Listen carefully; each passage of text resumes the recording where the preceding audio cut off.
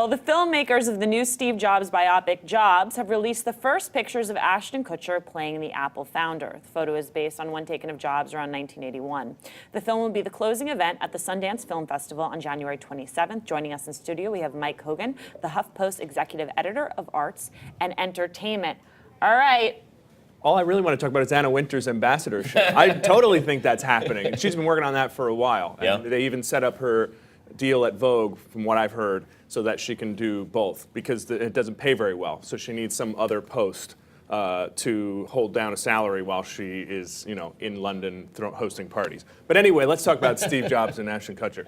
It's a nice look-alike situation, right? Did we see those two images up on the screen? Yeah. That's one reason to cast Ashton Kutcher as Steve Jobs. Another one, Ashton Kutcher kind of like entrepreneur first, actor second. I think he's got a huge amount of clout in Silicon Valley. Entrepreneur? I thought he was a Calvin Klein model.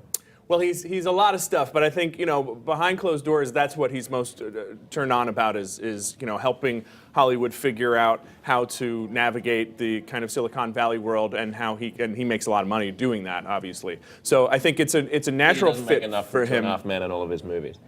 There's never enough. That's the secret. So the secret to Hollywood, at least. So I think it's also a nice opportunity, though, for him as an actor to kind of say, hey, I can flex some muscles that you haven't seen on my dopey sitcoms, and to be closing Sundance, obviously a nice honor. We know that Aaron Sorkin's working on another script about Steve Jobs that is based off the Walter Isaacson book, which sold incredibly well, was very well read.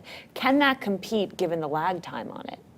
Well, it's that classic thing in Hollywood where there's two projects going along about the same movie, and often it's better to be first, especially when you've got at least some buzz around you. The guy making this movie, it's like his second or third film. The writer has literally one IMDb credit. It's this movie. So certainly once you get Aaron Sorkin coming in with the Isaacson book behind him, I wouldn't be too worried about those guys. I think they'll be able to carve out their own space. Steve Jobs is kind of like the Christ figure of American capitalism for the last 20 years. So I think there's enough stuff to talk about. Whether any of these movies are going to be big popular successes, I don't know. They'll have to be really good, because I don't know that people are going to be lining up around the block to watch the Steve Jobs story. But for the kind of insider people who care about Steve Jobs, which are a lot of people, I think they'll probably watch. Well, there's both. a lot that's compelling. I mean, there's the narrative's compelling, but he's also so compelling as a character. I mean, he's an incredibly complicated person to portray. And it's an amazing American story. I think the Sorkin film will be huge. I'm not sure about the Ashton Kutcher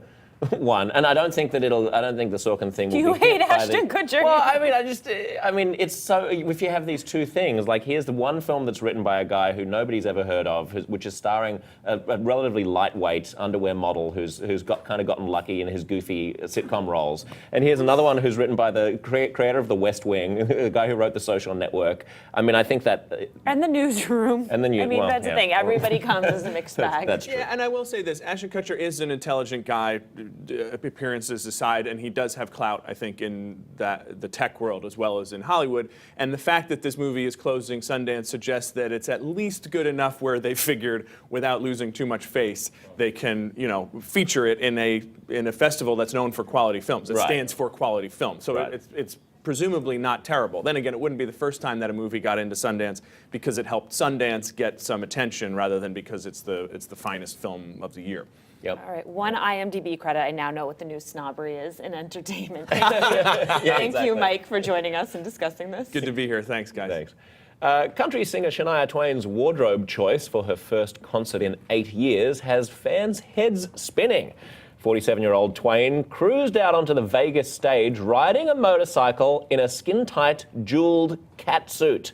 Her bold move earned a standing ovation from the audience. Joining us is Rebecca Adams, HuffPost Style Associate News Editor.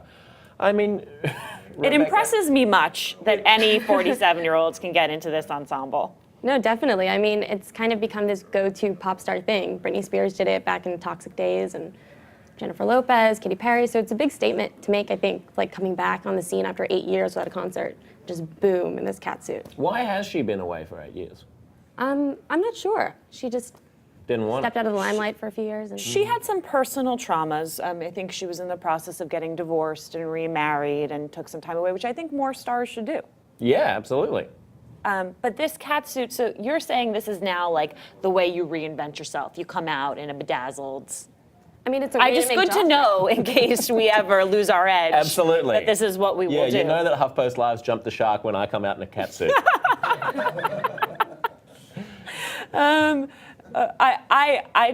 To me, the really impressive part is looking this good at any age. I mean, it's incredible. She's 47 years old, and she just comes out looking like this. Are you a fan of the catsuit? I am. I think it's kind of become a modern icon, so it's nice.